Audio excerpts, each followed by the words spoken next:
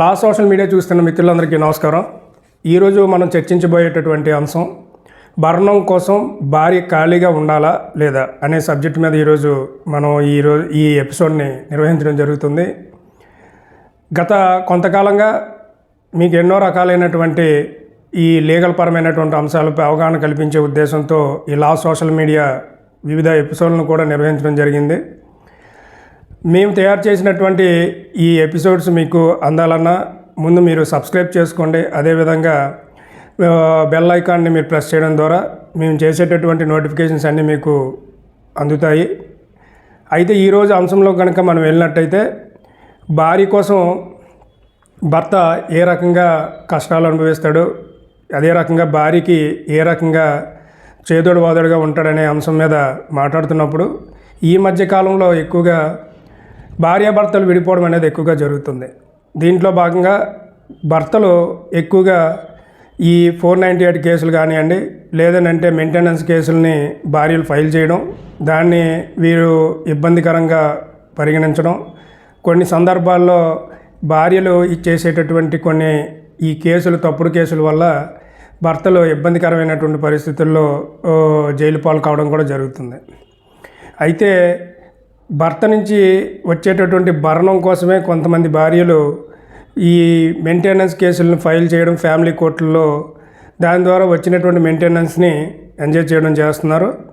దీంతోపాటు వారికి అవకాశం ఉన్నా, ఉన్నత చదువులు చదువుకున్నా కూడా, మంచి అర్హత ఉన్నా కూడా వారు ఉద్యోగాలు చేయకుండా భర్త నుంచి వచ్చేటటువంటి ఈ భరణం కోసం మాత్రమే ఆధారపడి వారికి ఉన్నటువంటి మంచి చదువుకుంటే చదువు ద్వారా వచ్చినటువంటి ఉద్యోగాలను కూడా వదులుకొని ఈరోజు ఇళ్లలో ఉండే పరిస్థితి ఏర్పడుతుంది. ఇలాంటి వాటిని దృష్టిలో తీసుకొని మధ్యప్రదేశ్ హైకోర్టు ఈ మధ్యకాలంలో కొన్ని ఉత్తర్వులు జారీ చేయడం జరిగింది. అదేవిధంగా ఉన్నత చదువు, ఉన్నత అర్హత ఉన్నా కూడా ఏ భార్య ఏ పని చేయకుండా ఉండడం, కేవలం భర్త నుంచి వచ్చే భరణం పైన ఆధారపడి ఉండడం సరికాదని మధ్యప్రదేశ్ హైకోర్టు పేర్కొంది. భరణం వస్తుంది కదా అని జీవన ఉపాధి కోసం సంపాదించకుండా ఆపేయడం సరైనది కాదని కూడా ఈ హైకోర్టు ఇచ్చినటువంటి ఉత్తర్వుల్లో చాలా క్లియర్గా పొందుపరచడం జరిగింది. ఒక కేసుకు సంబంధించినటువంటి దాంట్లో 60,000 రూపాయలకు విలువ చేసేటటువంటి భరణం ఇవ్వాలని చెప్పి లోవర్ కోర్టులో, ఫ్యామిలీ కోర్టులో ఒక తీర్పు ఇవ్వడం జరిగింది. దానిపైన భార్యాభర్తలు ఇద్దరూ కూడా మధ్యప్రదేశ్ హైకోర్టుని ఆశ్రయించడం జరిగింది. ఈ మధ్యప్రదేశ్ హైకోర్టు వీటన్నిటిని పరిగణలో తీసుకొని భార్య విడిపోయే టైంకి భర్త దగ్గర ఉన్నప్పుడు ఉద్యోగం చేస్తూ ఉండేది, అదేవిధంగా భర్త దగ్గర నుండి వెళ్ళిపోయిన తర్వాత ఉద్యోగం మానేసి భర్త తాలూకా భరణం మీద మాత్రమే డిపెండ్ అయి ఉండడం వల్ల సమస్య ఎక్కువ స్థాయిలో ఉండడం వలన ఆవిడ 60,000 రూపాయలు నాకు చాలు, నేను దీని మీద ఎక్స్ట్రా అమౌంట్ నాకు కావాలి అని చెప్పి కోర్టును ఆశ్రయించడం జరిగింది. అదేవిధంగా భర్త కూడా నాకున్నటువంటి ఆర్థిక పరిస్థితుల్ని, నా తల్లిదండ్రులను చూసుకోలేని ఉద్దేశంతో వారికున్న అనారోగ్యాలను వీటన్నిటిని కోర్టు దృష్టిలో తీసుకురావడం, అదేవిధంగా భార్య ఏదైతే ఉందో తను అప్పటి వరకు ఉద్యోగం చేస్తూ ఇప్పుడు ఉద్యోగం అనేసి పూర్తిగా తన నుంచి దూరంగా వెళ్ళిపోయి ఈరోజు తన పైన ఈ కక్షపూరితమైనటువంటి వాతావరణంలో నా నుంచి మెయింటెనెన్స్ తీసుకోవాలని ప్రయత్నం జరుగుతుంది. కాబట్టి కోర్టు వారు దీన్ని తమ దృష్టిలో తీసుకొని న్యాయం చేయవలసిందిగా వాళ్ళు కోరుకోవడం జరిగింది. ఈ ఇద్దరి పూర్వపరాలు, ఇద్దరి తాలూకా ఎవిడెన్స్ల ఆధారంగా చేసుకొని అత్యున్నతమైనటువంటి న్యాయస్థానమైన మధ్యప్రదేశ్ హైకోర్టు ఒక కీలకమైనటువంటి తీర్పుని ఇవ్వడం జరిగింది. ఆ కీలకమైన తీర్పులో భర్త నుంచి ఇవ్వాల్సినటువంటి 60,000 రూపాయలని కుదిస్తూ 40,000 రూపాయలకి ఇవ్వడం జరిగింది. అంటే భార్యలు భర్తల పైన వారి తాలూకా కష్ట సుఖాల్లో ఏ విధంగా పాలు పంచుకోవాలనే విషయాన్ని కూడా ఇక్కడ గుర్తెలగాలి. భర్తలు ఎంతైనా బయట పనిచేసి వచ్చే వ్యక్తులు కాబట్టి వారికి ఉపశమనం కలిగించే విధంగా ఉండాలి తప్ప వారిని ఇబ్బంది కలిగించేటటువంటి విధానాలని సరికాదని చెప్పి హైకోర్టు కూడా ఈ విధంగా వ్యాఖ్యానించింది.